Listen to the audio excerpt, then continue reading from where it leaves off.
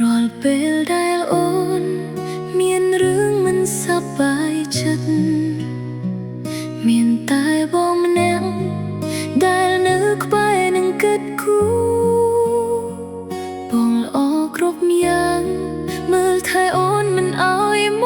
កសៅទោះបីជាយើងមិនមែនជាវ័យនឹងគ្នារាល់កាយវិការដែលបងបានផ្ដល់ឲ្យអូនធ្វើឲ្យបេះដូងលួចរំភើបណាស់ថ្លៃ